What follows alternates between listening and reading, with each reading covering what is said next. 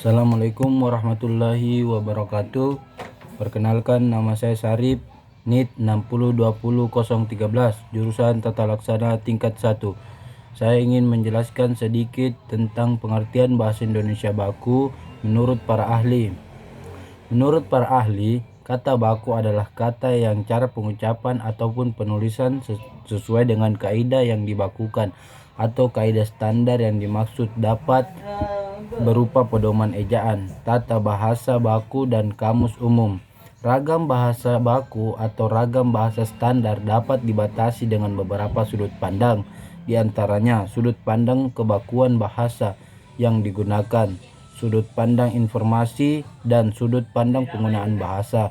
Berdasarkan sudut pandang kebakuan, bahasa baku adalah bahasa yang baik tata tulis jika bahasa tulis, kosakata maupun tata bahasanya sesuai dengan hasil pembakuan bahasa.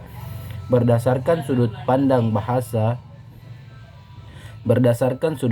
informasi, kata baku adalah ragam bahasa yang digunakan dalam berkomunikasi tentang ilmu pengetahuan. Berdasarkan sudut pandang pengguna bahasa, ragam bahasa baku dapat dibatasi dengan ragam bahasa yang lazim digunakan oleh penutur yang paling berpengaruh, seperti ilmuwan, pemerintah, tokoh masyarakat, dan kaum jurnalis atau wartawan.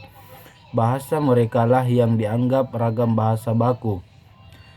Di atas merupakan pengertian kata baku menurut para ahli. Dari beberapa pengertian tersebut dapat diartikan bahwa kata baku yaitu kata-kata yang lazim digunakan dalam situasi formal atau resmi yang penulisannya sesuai dengan kaidah-kaidah yang dibakukan. Kaidah standar yang dimaksud dapat berupa pedoman ejaan EYD, kriteria kata baku atau baku tidaknya sebuah kata dapat dilihat dari segi lafal, ejaan, gramatika, dan kenasionalannya. A. Baku dari segi lafal. Lafal baku bahasa Indonesia adalah lafal yang tidak menampakkan lagi ciri-ciri bahasa daerah atau bahasa yang asing. Lafal yang tidak baku dalam bahasa lisan pada gilirannya akan muncul pula dalam bahasa tulis karena penulis terpengaruh oleh lafal bahasa lisan itu. B. Baku dari segi ejaan. Ejaan bahasa Indonesia yang baku telah diberlakukan sejak 1972.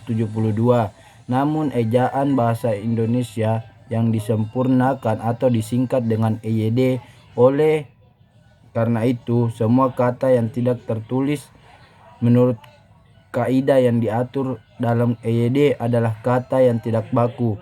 Yang tertulis sesuai dengan aturan EYD adalah kata yang baku. C. Baku dari segi gramatika. Secara gramatika, kata-kata baku ini harus dibentuk menurut kaidah-kaidah gramatika. Perhatikan kata-kata ngerontak, sekolah, tinjau, kedudukan, dan bikin bersih pada kalimat-kalimat berikut. 1. Beliau ngerontak di rumah Rawangmangun. 2. Anaknya sekolah di luar negeri. 3. Gubernur tinjau daerah longsor. 4. Dia punya kedudukan penting di kantor itu. 5. Tolong bikin bersih ruangan ini. D. Baku dari segi nasional. Kata-kata yang masih bersifat kedaerahan, belum bersifat nasional, hendaknya jangan digunakan dalam karangan ilmiah.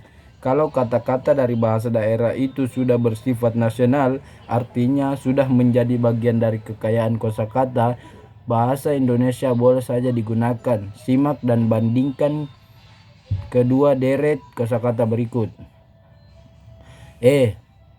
Baku dari bahasa asing. Kata serapan dari bahasa asing disebut baku kalau ejaannya telah dibuat menurut pedoman penyesuaian ejaan bahasa asing seperti yang disebut dalam EYD maupun dalam buku pedoman pembentukan istilah. Sekian pengertian bahasa Indonesia baku menurut para ahli yang saya jelaskan. Wabillahi taufiq walhidayah. Assalamualaikum warahmatullahi wabarakatuh.